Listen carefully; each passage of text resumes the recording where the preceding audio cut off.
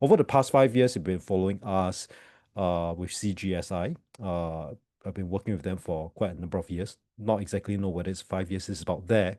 I'm not exactly sure where Singapore trend is heading to, but starting from this year, 2025, in fact, the close of third quarter of 2024, I'm seeing that Singapore market finally are starting to trend up. Okay, we're going to discuss the reason why.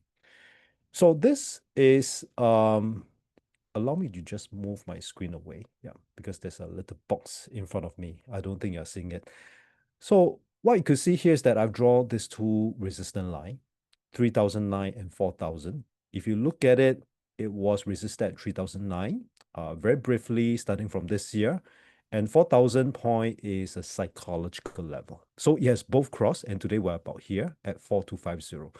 The question is, will this uptrend be continuous? And based on this technical study, I would view it as any retracement is definitely a great opportunity to buy on dips, coming 4000 to 3009, and the deeper correction may be at about 3005, which it did visit in 2nd of April, or after 2nd April this year, which was the Liberation Day.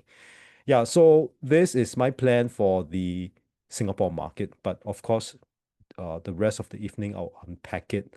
Why is it going to be an uptrend, and what may cause the retracement to come, and why maybe 3009 and 3005, if it ever come. Yeah. Now let's look at do some recap here. I'm going to move very quickly, so please follow me as fast as you can, because I think I want to spend more time on Q&A. I want to reserve at least 15 minutes before our times conclude at about 8:30 tonight. Yeah. So where was STI before 2024? So I'm just gonna do some recap here, because what we did in the past, I can show you some case study, what we did or what we've discussed then. So in August last year, so what we did we discuss in with CGSI? Now, just let me give you some context here. In August 2024, last year, it was before Liberation Day, which has happened this year in April 2025. But on August 2024, the Japanese market, they saw this inflation start coming hot, including even today. Inflation is still pretty hot.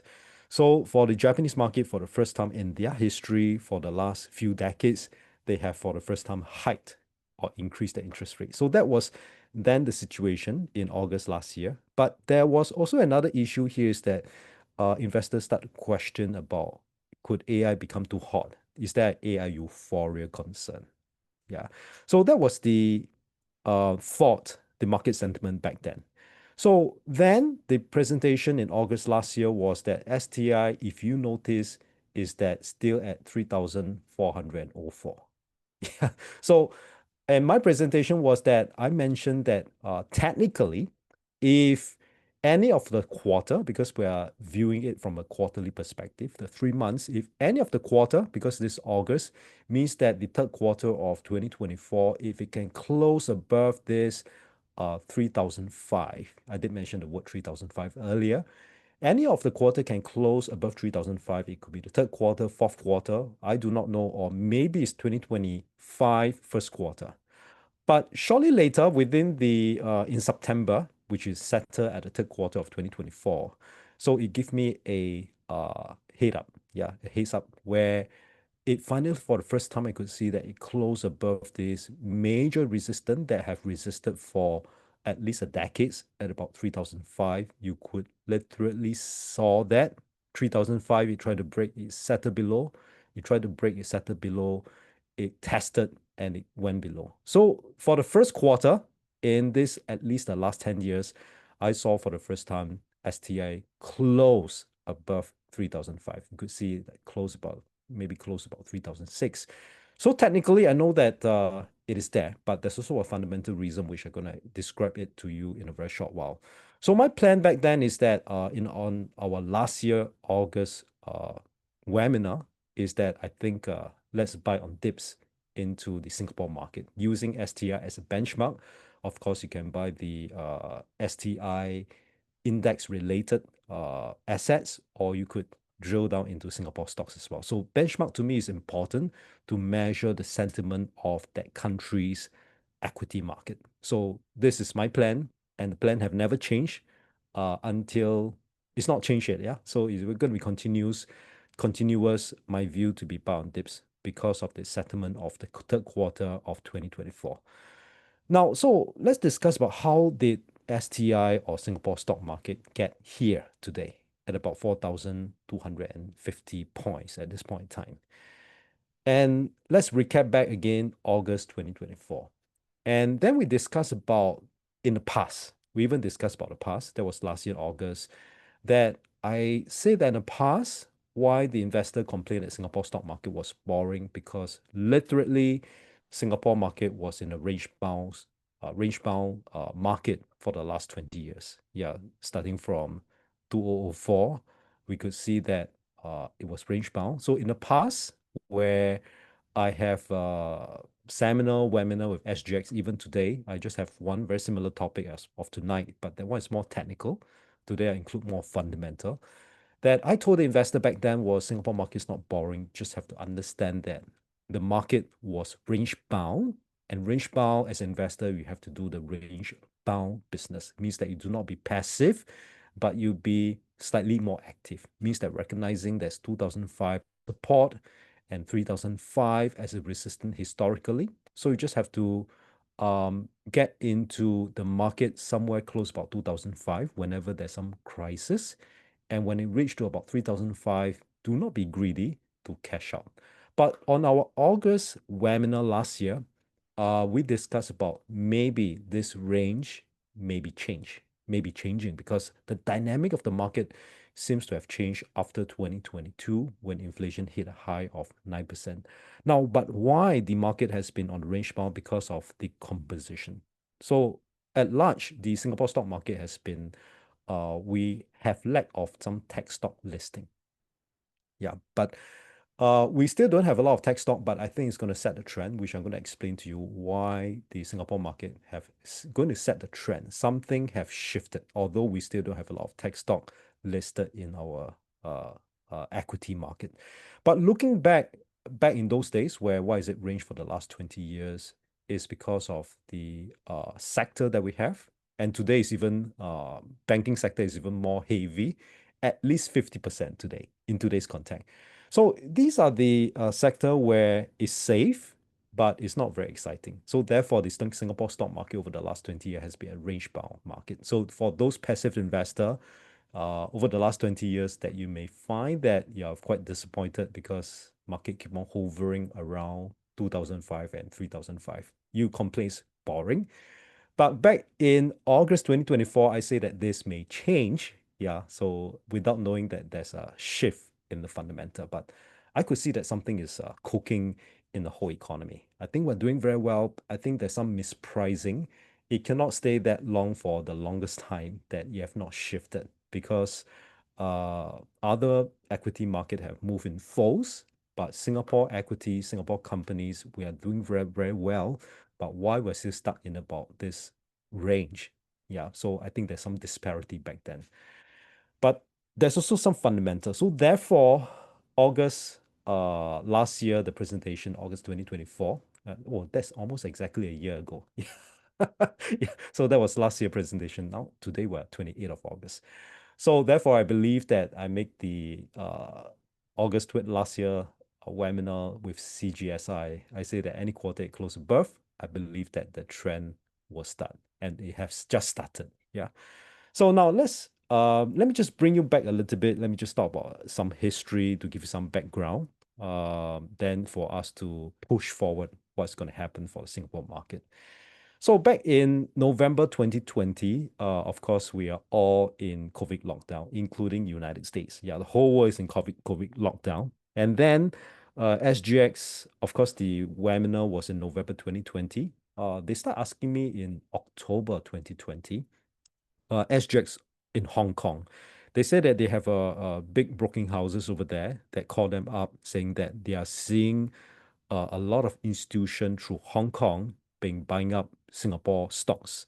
Then they asked me, can I create a topic for them? can I explain to all this institutional investor in SGX Hong Kong? So I did at home on 10th of November. So then the topic was a lion that roars in the time of uncertainty, because you have to understand the environment back then was COVID-19 and the whole world is locked down. Aviation is like coming down. In fact, all stock market has came off. So I explained that Singapore is a safe haven. So the lowest point was in March 2020, and I still remember this exact low was at 2208. So the presentation made was in November 2020. And I say that the whole world may be uncertain, but Singapore is a safe haven because the Singapore stock market is one of the highest dividend payout, and the downside is pretty limited. So you have to understand that at a point in time, uh, almost every one of us is living in fear because there's no vaccine. It's still uncertain about COVID-19, how great the impact will be, or how lethal this virus is going to be. So everything's very uncertain. So I pointed out to them that maybe 2002 and 8 could be the lowest point. At this point in time, this juncture, which is November 2020 at 2688, I find that I told them that low may have been seen. Of course, I have to make sure because there's no certainty in the world, but it's by faith, with experience and knowledge, and also by faith that we're saying that perhaps the low may have met in March 2020. And now this is still a low point because I present to them that over the past 20 years, almost 20 years, that we are in this range bound, and now we're at a range low. Yeah, so of course the target is maybe about 3,000 to about 3,005. So at the point in time, I still believe that Singapore market is going to be a range bound because it was what it is. Yeah, is the composition is mainly on banking stocks, telco company, and all the very stable sector. Yeah, nothing exciting, but stable is good in a time of uncertainty. So that was a strategy back then. Now, why I mentioned that 2,208 could be the lowest point. That was a reason because it's not just 2005 that the range low, because it was a very unusual period that I've never encountered before in my lifetime, COVID-19. And I still remember I told all my kids that the last pandemic that we have, it was 100 years ago, the Spanish flu. So just experience this period. I told them that even for that is something new to me.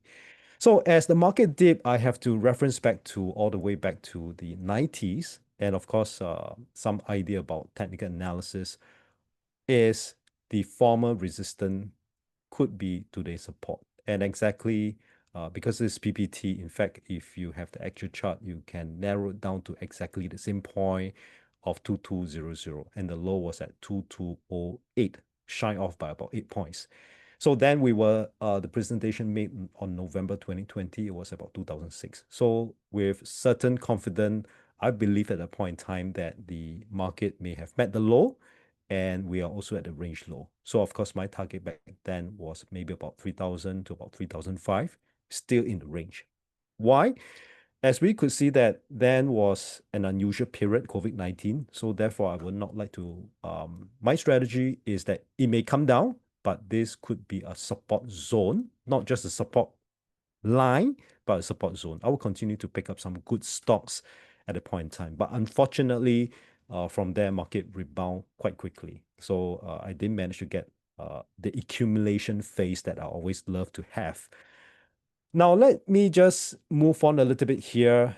And in the period of June 2020, that's where I think Ethan's former company, if I'm not wrong, moving forward a little bit from um, um, that was November, but in June, we also make a statement here is that we did a study in June 2020 was that also very technical study here that I introduced them this concept about what is bullish engulfing body.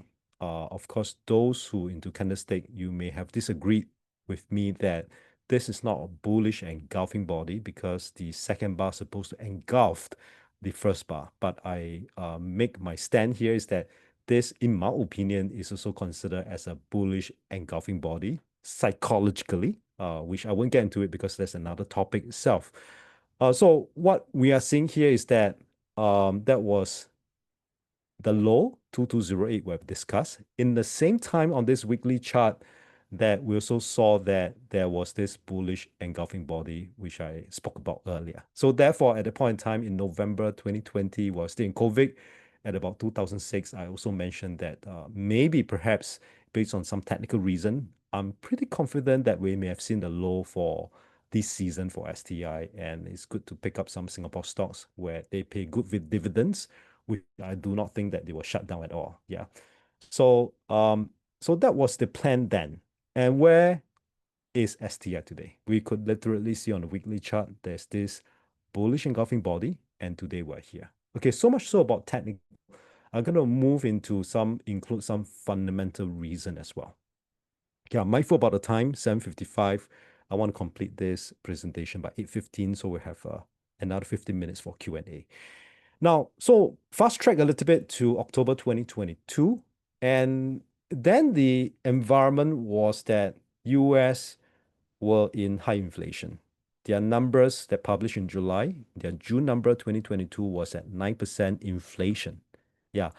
And at a point in time, Fed also implement multiple 75 basis point interest rate high. Now, at a point in time, I saw that the Singapore market was a bit unusual. I started this career in 1995 on Cymex floor trading as a floor trader, as an apprentice. So over the past years, it's like I have to say that Singapore stock market in the past years is that we are always following the bigger market. So it means that when the bigger market down, we down quite a bit. Yeah. When the bigger market is up, I'm referring to the US market, we did move up, but didn't move up a lot. So it's always under the mercy of the bigger market. So at least that was my past memories and experience for Singapore market. But on this year itself in 2022, October, that's my presentation with CGSI, I saw an interesting phenomena for the first time. So it also tells me, it speaks to me that what I saw that the fund in moving into a safe haven like Singapore is pretty true based on this comparison. So now, bear in mind that that was 2022 March. The inflation for US picked up at a peak. It was in July for June number CPI at 9%. So, but Nasdaq already start falling. So now during this period for the whole, at least about a few months, as you could see, 1, 2, 3, 4, at least 5 months, Nasdaq market, US market was down, but I could see that Singapore market is moving the opposite, which I've never come across this phenomena for many months, running many months where US market is down, but Singapore market is moving the opposite direction. So then my understanding is that it seems to me there's fund flows coming into the Singapore market because with high inflation, market may be uncertain in that part of the world, but funds are coming into the Singapore market. So that was the first sign of confidence after 2022. I could literally see that with inflation, but funds are coming to Singapore market. And when inflation peaked in July, June number, the CPI at 9%, overall, we saw that the Nasdaq was down 37%, but Singapore subsequently also come down. It was overall down 14%. So this gives me an idea that perhaps I'm right that the fund are coming into Singapore, which is important because we need that liquidity to see the support, and hopefully gradually after that you'll pan up from there. That was in 2022. Now let me just fast track a little bit here. Last year February. So last year February, what was the environment? Was that the US declined, thankfully, from 9%, it declined to 3%. So that's something to be sure about. And of course, the US market rebounded. But I also see that Singapore has emerged stronger from COVID. From 2023 onwards, I could literally see that. So that was the point in February last year. STI stayed at about 3141. Yeah, so it's about here. And I begin to I function on this model, which in CGSI I spoke a lot about it because in every cycle I believe that there are 4 stages. There's a range stage. If there's some value, it may have push up to a value stage. But if the value continue to be sustainable, it may enter into a growth stage. So I was hoping that I think that Singapore may enter into a value stage. So my proposition back then, last year in February, was that through COVID, we have emerged stronger. I could see that in we became a regional hub in tech, financial, especially biotech, trade hub. We may be second, no longer the first, but that's fine. You don't have to be first in everything. You just have to be the top in most of the thing. That will lead to the whole ecosystem to be fantastic. So through COVID, I could see that we're one of the region that will start open up our air travel. So in my opinion, we are also a regional air hub. And then my take was that Singapore seems to be moving on a green hub. So this is exactly the same slide I shared on February last year. So until the National Day rally on 2024 last year, that was the new Prime Minister Lawrence Wong, first time in the National Day rally, shared that he's going to build this Singapore Long Island, or was it Lee Hsien Loong? But I can't remember. But anyway, because of that, I view that Singapore could be potentially a green hub. And today we are a regional green hub. More than 1 year have passed. Now let's go over a little bit advancement. Yeah. So we have the next 15 minutes. I want to finish everything here. Is that what is the upside target and why? Now, let me just bring forward even more. And that was this year, in February 2025 this year. So again, I have another webinar of CGSI. Now, so then the environment was that the Liberation Day on 2nd April 2025 has not happened yet. So we are not aware of what's happening. Okay. So, but then, so I just described you the fundamental reason why I believe that Singapore have break above this range, and uptrend may be in the making because of technical reason. The third quarter of 2024, we have for the first time closed above 3,005. So if there's a clear break technically, but fundamentally, we became a regional hub to all. You may say that it's just Singapore, but it doesn't equate to equity, but we have to understand that it's pretty related because you also enhance the whole ecosystem in our equity market. There'll be some lag, but after a while, everything will pick up. Will fall into nice, will fall in place in totality. So then my understanding here is that now bear in mind that in February this year, we have no understanding about the Liberation Day that happened. So the market back then was at 3,865, as we could see. And I remember very clearly is that we have discussed down here in CGSI is that clearly, technically, and fundamentally, I think we're on the progression of this uptrend. But the strategy is to always wait for a dip to buy on dip. So wait for the next mini crisis. I do not know what is it, but now, of course, hindsight we know is the Liberation Day. Now, let me just share with you what happened here. So I mentioned that look for the next dip to buy. Yeah. So which I hope that if you're listening in fact, you have some standing order. So of course, the last webinar that I had with CGSI was on May 2025. So that's after the Liberation Day. So what happened is that, so the date came, so it did came. Yeah, so it went below this 3,004 slightly. Then after that, it bounced up. So what we're seeing here is a quarter chart, right? So this was what I mean by when the former resistance, it became the current support. So sometimes we have to, as an investor, we have to understand where is the trend. If the trend is moving up, to me, I perceive that this trend, based on this study, is still at the beginning. So always look for the next dip to get into some nice equity. Then I will go for the long ride. So my strategy for Singapore market, moving forward after the third quarter of 2024 will be slightly different from the last 20 years, where I do not advocate to be passive over the last 20 years. But moving forward, since that the market seems to me technically and fundamentally is trending up from here, my strategy as an investor would be I would prefer to be passive. Means that if I identify some good stocks, I will try to accumulate them. And when it starts to move, I will try to hold on to them as much as possible. And of course, all of us, whether it's individual or institution, we always have a limit to whatever cash that we have, right? So along the timeline, you pick up some healthy stocks on good retracement. Then how to have so much money to get into them? Because that's an issue that we have a close group of friends here. We discuss investment strategy every week. So I told them that, yeah, we don't have to keep on buying, but sometimes whatever money that you have made from the existing market, you have to do asset rotation. Yeah. So clear off some that you have already profit from it, clear some. I didn't ask you to clear all. Then you switch over this uh the assets that we have, which is cash, to something else new. Yeah. So you can always do asset rotation. Yeah, asset rotation. So this is my plan for the Singapore market. So how about today, 28th of August 2025? What's my plan?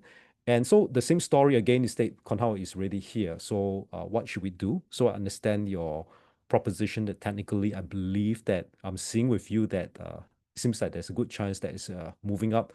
But fundamentally, whatever reason you have, I just give you mine. There's another very strong reason. If maybe Q&A we can discuss about that. Is relating to China. Um, Today we're here at 4250. So what should you do? So my proposition to you is the same. Look for the next retracement to buy on dips. Now, let me say what are the retracement. Let's look at some fundamental, which I felt that there's a shift of power. Of course, from the west to the east today.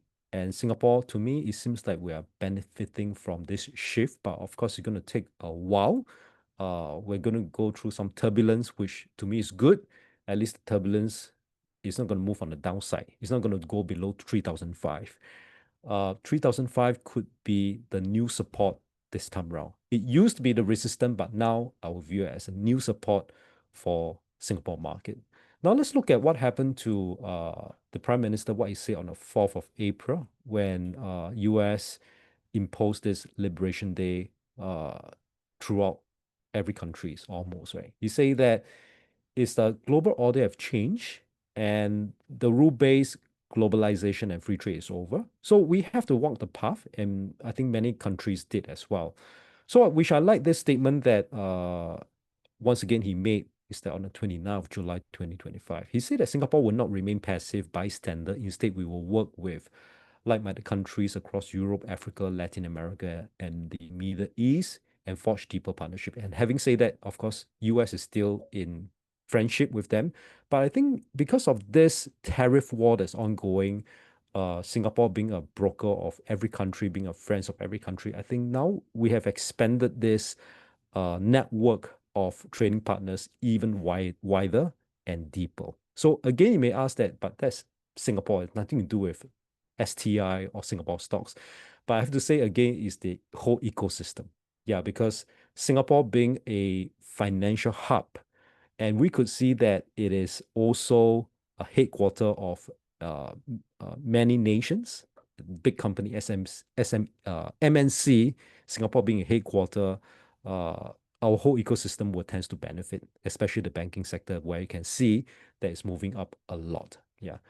So now, so that was presented on February 2024. Then my hope was that Singapore could be a green hub, so which we have discussed about it. My plan is that it was range in February 2024.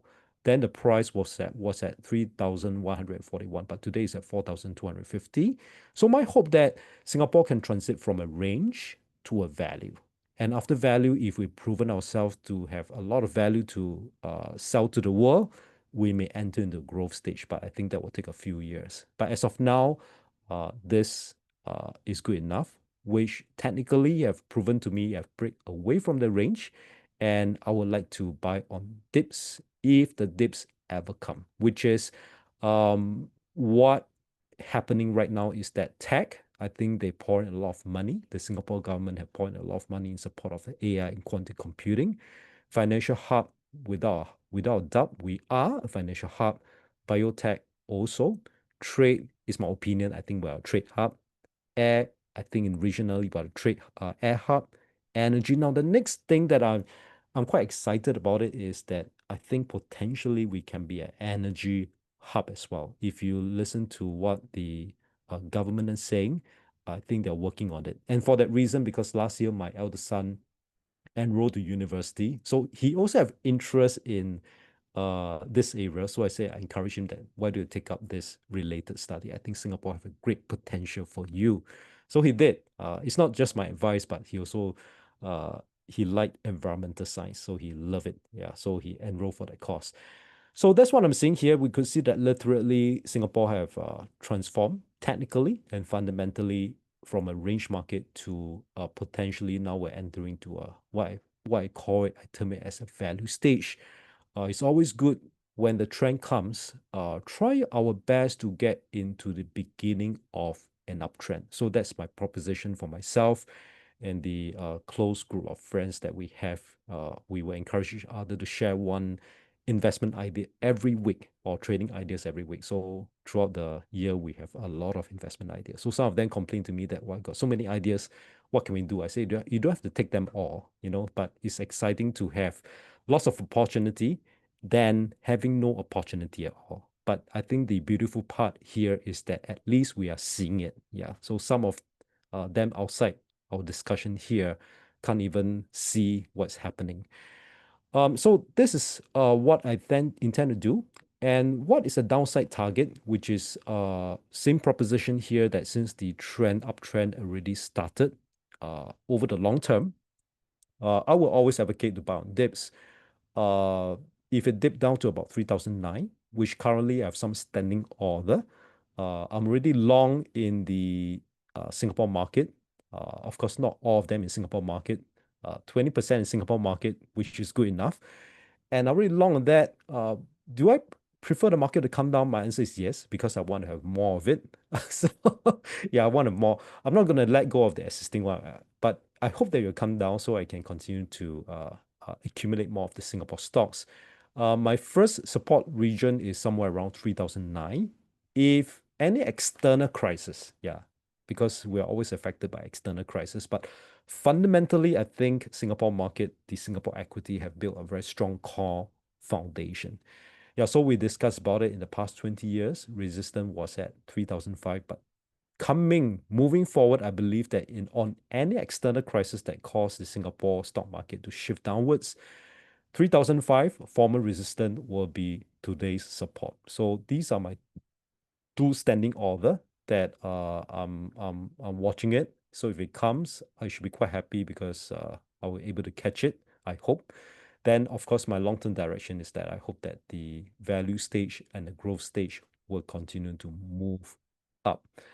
All right, so I have not yet, I've not finished it. Thankfully, I have my PPT. I have two more slides to go. So what's the risk ahead? In fact, there's a lot of risk ahead here. Um, the risk ahead is a US inflation, which if it really depends on which numbers you're looking at, because if you look at the US CPI number, it remained the same, about 2.7 or 2.8%, right? But if you look at the core CPI or rather, core PCI, did I mention PCE later? Yeah, PCE earlier. PCE is also a number that Fed is watching it. In fact, the Fed is watching very closely on the core PCE. But most of us, when we read the news, we're reading into CPI. But CPI seems to be stable, but the core CPI, yeah, it's a lot of P and whatever. CPI, it has moved up from about 2.8 to 3.1 because of tariffs. Of course, all these tariffs, there's some delay effect. It started with 10% in April, but in July number that published in, no, June number that published in July, it moved up from 2.8 to 3.1. That's for core CPI.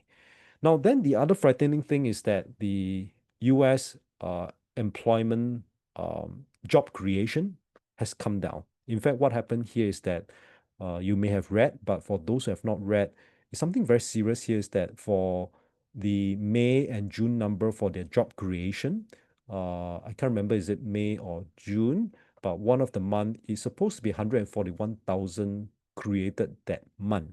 It could be May or June, but then it was revised downward for both the May and June from 141,000 job created, they revised downward to just only 19,000 jobs created. And that's very serious because if you talk about a fractional revise, about 10% revise is understandable, but a revision of more than 80% instead of 141,000 jobs created, now you're telling me that May or June, there's only 19 jobs created. It also means that the numbers are showing from June, May, June, and also July. July number wasn't good at all. That the job creation has been on the decline. It also means that the number itself speaks that US may be in heading for a recession. Now, the problem is this, which it hardly happen. Can a recession comes, but also hit with inflation? So in a historical ground, it happened before the last 100 years. The first one was, of course, the Great Depression, and the second one was the Great Depression, the one we know in the 30s. Then the other one was the Great Inflation in the 70s, stretching to 1979. So that happened before. That means US having inflation at the same time having recession. So now, as I spoke about it about a few years back, but not many investors can comprehend. But today, literally, we're seeing that it could be just the beginning. US market is slowing down, perhaps heading for recession. But at the same time, because of tariffs, inflation may be on the rise. So I think uh, the Central Bank of the United States, Jerome Powell, is going to have a very tough job. So whether to hike or to ease, based on slow growth, he will ease, but it may ease in September because that's market survey. 90% of the investor sentiment feel that he will ease in September. But then the question is that the long-term interest rate outlook, if inflation is going to continue to move up, but US job creation or the US economy is going to come down, so which data should the central bank focus on? Should we be focused on inflation? Is we going to move up? Should they hike the interest rate? But that one is just for you to think about, but for you to know and for you to keep track. And my take is that I think if that happened, the US is going to focus on inflation much more than the growth. So with that, I just want to share one last thing here. Maybe during Q&A can talk about China as well. Um, I thought it's quite interesting here is that last year, November 2024, I give a case study. I kind of like the China market because of what it did in September 2024 for the first time in the China history. As long as I know, they have intervened their stock market in September. So I literally saw that when China intervened their stock market, of course, the Chinese stock market went up. But it's also, remember the third quarter of 2024, I say that any quarter that closed strong for that quarter, I think Singapore is going to break 3,005, which it did. It's also the same month in September, the Singapore market went up. Why? It's because a lot of our local companies, whether listed or non-listed, we invested the most in China. So it means that when China market start to perform well as a whole, our companies will also perform well because we have a lot of business dealing in China. So by the way, just an information where I asked a question to about 100 participants in SGX. I say that which country do we invest the most in? And it's a 50-50% answer. 50% say it's in US, 50% is in China. So my answer to them is that no, Singapore invests the most in China, way, way more than US. So that means we pour the most money in China. So it means that when China perform well, we will also perform well. So this is another element that you can take into consideration that it's not just all this regional hub that we just spoke about, but I think there's a shift in power, shift in economic activities here from the west to east, and of course, China's became a very big player. So if we have a lot of business dealing, investment in China, if China continue to hold itself well, there's a very good opportunity or chance that the whole Singapore stock market will perform well as well. So we're gonna so this was a case study. I give it to CGSI and the participant in November last year. I asked you to spot for this structure. So I think most of you got it right. You say that it's Yang Zhejiang Finance, at about 39.5 cents. And of course, today is about 1.05 for Yang Zhejiang. So again, you can see that there's Sorry, a Kon period Hao, of, your yes, slides are not showing, so maybe you can slide share again. showing. Yeah, I think you Okay, closed it. sure. Okay. Can you see my slide now? Can you see my slides now? No, not yet. Okay, just give me a moment. Let me just try Yeah. again. Okay, let me just share. I hope it's just the last slide. Okay, anyway, can you see my slide now? No, I can't. But maybe, think. Oh, so they can see, but I can't see. I Oh, don't know. okay. It's weird. Okay, Yeah, no so worries. so what happened here is that Yang Zijiang, so this was the now, and so we of course this called quantum analysis. Not many expert in this field, but personally I endorse it, which I find that technical it speaks to me. Usually I do it analyze the market using technical first, but after that, if it speaks to me, it's at a value stage, I have to also come in and support my idea with the fundamental. So does it speaks to me that there's a growth? If it's yes, then it's just giving me the added confidence to invest in particular market, or in this case, the Singapore individual stocks. This is just a formal case study. I'm not recommending. And before I move into Q&A, if you can see the slides here, these are some contact point. YouTube channel. My channel is my name, Kon Hao. It should be my name joined together. You can go and follow it. This Sunday, I just before this event, I just complete what I'm going to share on this Sunday. Going to launch at 10 a.m. The topic is how to manage recession and inflation. Yeah, so that's my topic for this Sunday. So do follow my YouTube if you can. Then my website, there's some learning resources. Even for individual, you can just go into it. There's some small fee to pay if you want, you can go for it.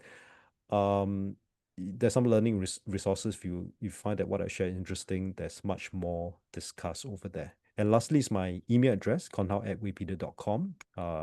Feel free to email me to share with me some strategy if you have, or some market that's interesting, getting interesting of relating to buy share. I think I'd like to spark some ideas with you. But please don't ask me what stock to buy, because I can't do that, because I don't have a stockbroking license to advise you on this. But to share ideas, case study, I'll be happy to do that. So with that, I want to pass the time back to Ethan. If you have any question, or maybe while waiting for you, you can visit my YouTube if you want. Yeah. Okay, thanks, Kon Hao. So, yep, everyone, I will encourage all of you, if you have any questions, to just type in the Q&A box. Again, please try not to ask the questions in the chat, because it may get pushed up by just the regular chats. Okay, so I think the questions that we have mainly right now is on more on the logistics side of things now, on the slides. So what I want to highlight is that this particular webinar, we should have a recording, and we will upload it on our YouTube channel. So if you are new to our YouTube channel, or if you want to recap what Kon Hao has shared tonight, just do a search in the YouTube search bar. Just search for CGSI Singapore, and then the first one should be our YouTube channel. And then shortly, I think by end of next week, you should be able to access this recording. Okay. So I have also see another question from Imran. So he's asking if Malaysians can use Singapore account to buy global markets. So if you are based in Malaysia, I think your primary broker should be CJS Malaysia. So you can check with them. No issues to access global markets. Okay, so let me see the next question. Okay, so how long can a value or growth stage last? And typically, how many pauses or pullback are likely for each of these two stages? Yeah, Kon Hao, maybe you want to address this particular question? I think for growth stage, let's say I give in the context of the STI, and if you look at the STI, the chart I use is monthly chart, quarterly chart, right? So monthly chart, it means that every candlestick or the bar that you see is just 1 month or 3 month. Yeah. So if you're gonna form a trend based on the monthly chart or quarterly chart, it means that there's many bars moving forward, right? So if there's many bars or candlestick moving forward, means that this growth may be years. take years to grow. Uh, just based on the concept, because your question can be quite vague, how long a growth stage can last, because the principle that I share with you, it can be applied to any time frames, including if you are traders, you're using the minutes chart, you can apply that. You just give it a try. So I think it's very vague. So what you can do is that if you find that based on today's context about I'm using monthly chart, quarterly chart for STI, based on this, one bar is 1 month or at least or 3 months, and you got to take many bars to form a trend. It's going to take years. But once again, the fundamental analysis that I'm referring to, you also have to don't just look at technical analysis blindly. You also have to confirm with the fundamental development of Singapore development, the equities itself, how we're performing. If China really continue to grow, are we benefiting from it? Singapore doing trade with so many trading partners, although we still don't have a lot of tech stock listed here, but is the whole ecosystem benefiting from it? Beside banks, how about the other tech company, the small tech companies that have listing in Singapore? Are they benefiting from the big tech? So not just technical, but we also have to convert with fundamentals. So to answer your question that how long the growth is, it depends on when you at the point of analysis, what time frame are you looking at? Is it monthly chart, quarterly chart, or it could be daily chart? Now, based on this, you also have to form your ideas, conclude ideas with fundamental analysis. So I just have to give you, it's not a vague answer because the question is not very complete, understandable. Therefore, I have to give you a very uh, rightful answer, technical plus fundamental. Then it will make sense that how long your growth. So my understanding that based on what I just shared on the STI, I think at this point in time, I do not have an upside target for Singapore market. Yeah, because we are now Singapore market STI is in the history in the making. We have never reached this high point, right? So there's no reference of what are the next resistance. Honestly, there's no reference point. So to me, there seems to me fundamentally there's more upside because we're making new friends, new trading partners. You enhance the whole ecosystem. It seems that we are doing everything right at this point in time. So I think there's a lot of excitement uh moving forward. Yeah. So I think the next big thing that you need to do is to quickly go and get married and get many children if you can, because I think the environment should be quite rosy in the future. Yeah. So Okay, so thanks. But we have another question from one of our viewers, Donald. So Donald is asking, I think, more on the equity market development program. So MAS has announced the 5 billion injection to SG markets. So he's asking if this funding, right, is there anything to do with the recent Singapore market spike?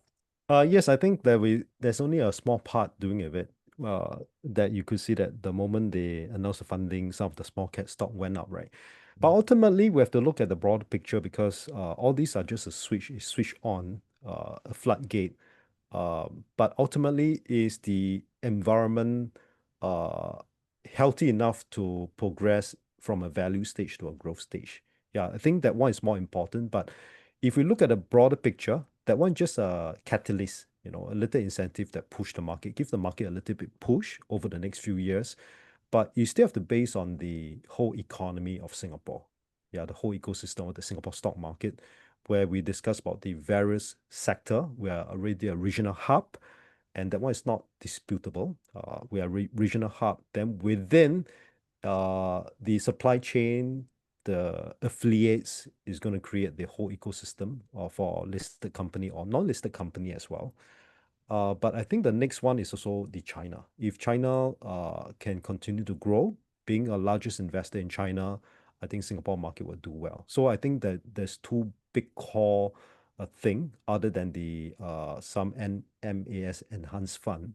The other two thing is our all the regional hub potential, and then the China growth story to come. So I think the upside is exciting. Yeah. Mm. Okay, so I think we have also one question zooming into single stocks. I'm not sure if you have any particular view on Singtel, Straits Times Engineering, and also SIA. So I think there's a viewer who's asking. if Okay. you So are maybe currently what we can covering. do Yeah, is if you can see my slides right now, yeah, we can. can, right? Okay. Uh so maybe we have some time constraint here. Maybe Ethan, you tell me specifically what stock that you would like me to take a look at. Okay, so I think the first one is asking is Singtel. Singtel. Okay, let's Yeah. look at Singtel. Just look at it very structurally. And do you have the Singtel Is it S63? Just give me 1 second. S63? Yeah. Oh no, it should be Z74. Z74, sorry. Okay, no problem. Okay, let's look at it technically and based on what we studied earlier. Then for those who are familiar with Singtel, maybe we can gel some story here. So what we could see here is that over the past, let me just clean this up a little bit. Let's discuss it very technically, and let's hope that it works for you. And of course, after in fact, the Singtel market has been coming down. So earlier, what we mentioned that every cycle there are four stages, right? Decline, range, that we could see that Singtel has entered into the range for a period of time. That was during COVID, and it seems to me that it's very similar to the Singapore story, right? The STI story. So there was a break above the range. Yeah, there was a break above the range. This is what STI is right now. But I think the Singtel is moving ahead of STI itself. So could it be, seems that this break is sustainable. You could see that there was a resistance here. Yeah, so you broke above. Could it be entering to the next growth stage? And I hope so. Then you got to gel with some fundamental development. Yeah, because stock itself, there's so many stocks around. So that for those who asked me, or for the individual asked me about Singtel, you may be very familiar with Singtel business model. So you got to ask yourself, could it be, obviously the market has broke above this resistance somewhere around 270 cents. Yeah. So to me, the trend could be just in the making, yeah, the uptrend. Mm. So it could move in the direction of this. So definitely based on this technically, I think the uptrend has formed. I'll be quite keen to uh buy into dips. Yeah, something like this. Um, but the next thing is that you got to ask yourself, what's the growth story for Singtel? Yeah, so of course, individually, I don't want to get into the growth story because there's no end to it. For the individual ask me the question, you may be familiar with Singtel. So you got to ask yourself, what is the growth story? Is there a growth moving forward? For at least for tonight's topic, the STI, I can share with you the growth story for STI is that we are the regional hub of many, and from there, there's a lot of ecosystem that the whole listed company here will benefit from it. Then the other one is the China growth story. Yeah, since being the largest investor in China. So if you look at, let's look at Singtel, okay, whether we have any business in China. Yeah, only all this can tell, right? Yeah, so you could see that Singtel don't have a China story. Most of it invested in Australia, Singapore, other countries, even with China, it's just 2%. But some of the, if you notice that the recently SIA has dropped, Sembcorp has dropped, I would say that those are because of assets rotation. And if you notice that the last few 2 weeks, the China stock market have went up, but those local company that has heavy weighting on China has moved up.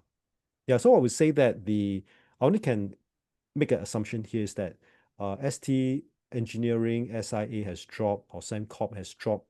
To me, it's still moving up generally. The whole trend is still up, just a retracement, immediate retracement. But I would say that it should be asset rotation to some other companies that has heavy weighting in the China market. Because China market, if you're not aware that from the beginning of this year to now, has moved up by at least 35%. Yeah, so this number is based on just about 2 weeks ago, last week, but I think today is even more. Yeah, so I hope that that will give you a uh understanding how I look at the market, combining the technical and fundamental studies. Yep. I think that's one stock is good enough, or maybe there's any other Yeah, question. I think this is good enough because we have another question Yeah. on your view on which stage Hong Kong and China is in right now. So maybe we can take a look at the Hang Seng Index as well as the A50 lah, to Okay. just do like a overall view. A50. Yes, A50 and probably Hang Seng after. Okay. The the history is quite short here for A50.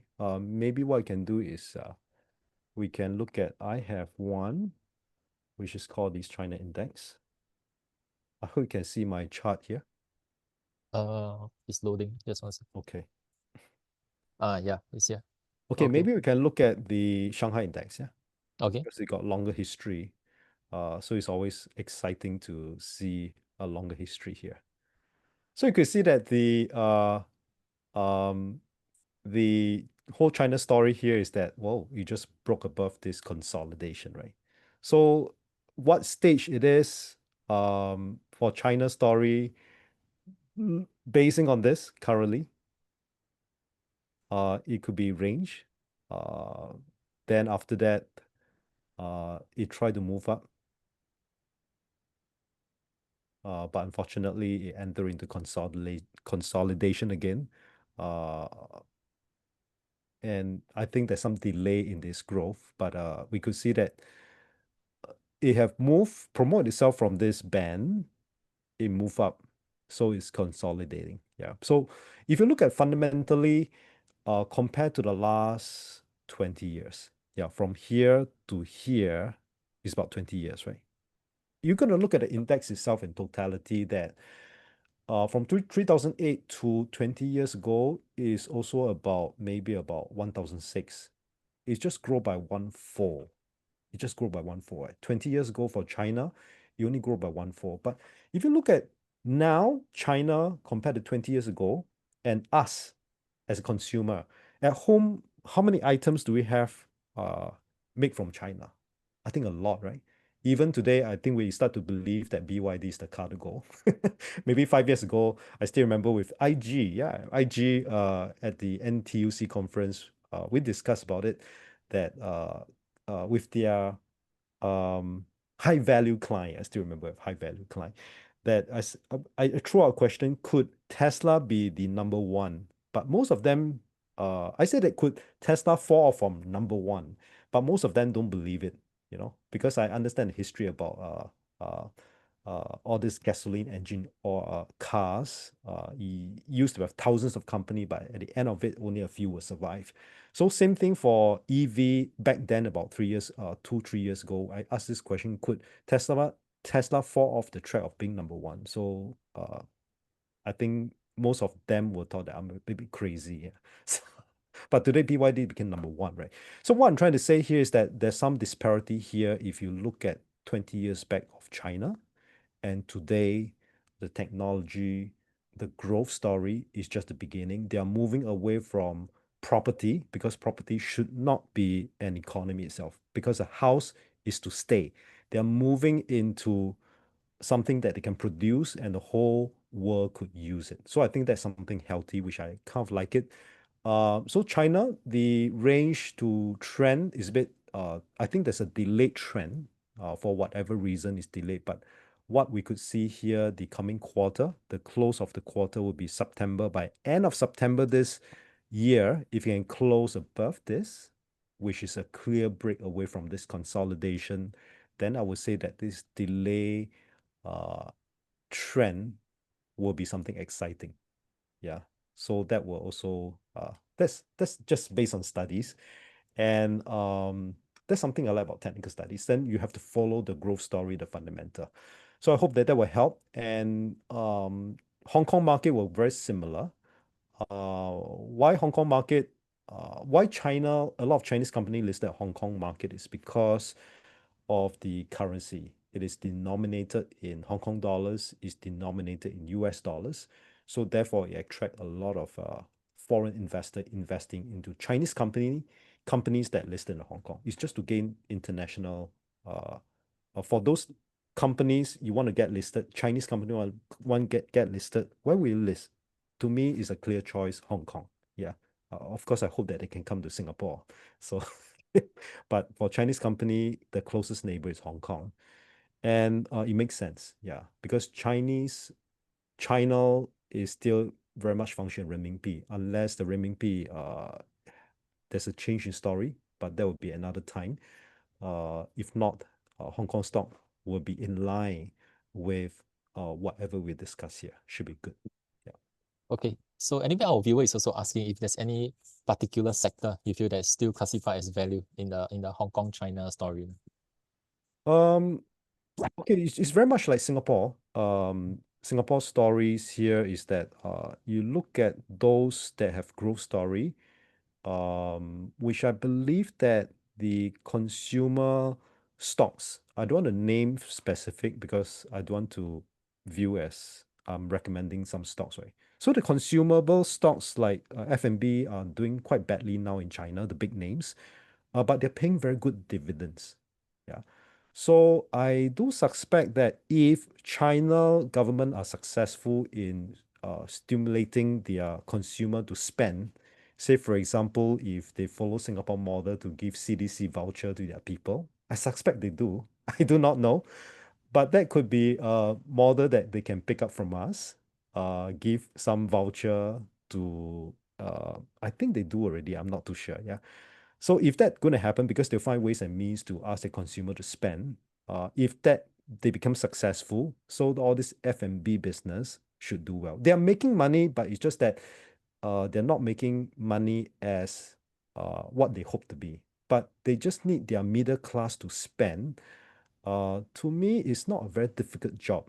Yeah. So if they're successful in making the middle class citizen to spend in China, I think the whole China will be very different, including the consumer stocks, which is paying good dividend, but at this point in time is in a range stage where we discuss about it. So I'm getting into some of it.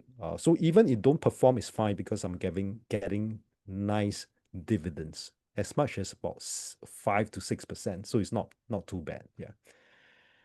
Yeah, but do focus on since we're on the Singapore side with CGSI in Singapore here, do focus on those local company that have a lot of business in China. I think it's much nearer to us, so it's easy to understand as well. So even to an extent that you want to visit their headquarters in Singapore, you could. Yeah. Mm. Mm. Yes, thank you, Kon Hao. So maybe we can take one last question, but before that, I just want to highlight that actually we will really appreciate if you take this 1 minute as we are going through the last question to scan this QR code and leave us your feedback, because your feedback will be it will steer us to the right direction. It could be, if you feel that 7:30 is too late, you want it earlier, you want it later, yeah, or even Thursday is not the best day for you, it could be Wednesday, or any feedback with regards to the coverage of content that was shared today. Just type it inside the feedback, and then we can always try to see how we can improve our upcoming sessions so we can cater better to your needs. Okay, so I'll just leave the QR code here as we proceed with the last question. So I think, Kon Hao, we have one guest as well. I think he's saying that he's not familiar with TA, technical analysis. So what else can he actually do to ascertain the fundamentals of a particular stock? So is there anything basic that, let's say, for the newer investors, in terms of just fundamentals, what to look out for or what's important? I think if you're not familiar with TA, moving forward, I think before this session, me and Ethan will have a very good chat about to every even as an individual how to move forward in life is that we keep learning. If you're not familiar with TA, my first advice to you is that keep learning. Since that you may find, I mean, why I ask this question because you find that's quite intriguing. Therefore, I ask this question. Then take this time to learn about TA. You don't have to be expert, but what exactly, because what I shared tonight is you don't need to be expert to understand. It's very simple structure, range, and if you break above the range, there's a resistance, it may break. So visually we can see that it's breaking, but then we have to come in with the fundamental. If it break, will it continue to move higher? So the breaking is important. So once it break, the next question you gotta ask yourself, will it continue to move higher? Then that's where your strength come in, the fundamental reason. So what is your support if you find that visually that you're seeing that it's a lesson itself, right? The TA. Now I'm using just a few minutes to address this question. So if you find there's a break, then you've got to come in with your strength, where it's a fundamental, will it continue? Why? What's the growth story? So I think we explained at large about Singapore growth story, a bit on China. Those for the individual stocks, I'm sure you're familiar with it. Then you got to ask yourself, what is that growth story? So for individual stocks, by the way, all these listed company in Singapore, there's this department called investor relationship. If you like that particular company, other than receiving your broker's report, if you're really into it, you can call or email the investor relation department to ask them question, to ask them to email you whatever data that they have. They may entertain you, but if they don't entertain you, just be shameless. Just keep on knocking at the door. Yeah. I think that's yeah, so just be shameless and just keep moving and keep learning. Yeah. Uh whatever age you are, I think this is the uh in this millennia we just have to keep progressing. Yeah. Yep, that's right. So, okay. So anyway, I think that will be the last question that we will take for tonight. It is about 8:45, so we are about 15 minutes overrun. So once again, I want to thank Kon Hao for joining us here today. I think the content he shared is always very easily understood. It's not too complex, very simple concepts, very easy to follow. And of course, if you enjoy this session, just let us know your feedback or what you would like to hear next from Kon Hao, because our next session with Kon Hao should be, I think, sometime in November, if I'm not Yeah. wrong, the new November period. Yeah. So just look out for our emails on these upcoming sessions. And of course, we'll send it to you once we can confirm, once we confirm it nearer to date. Okay. So if not, then I want to once again thank you guys for joining us here on this very lovely Thursday evening night. Yeah?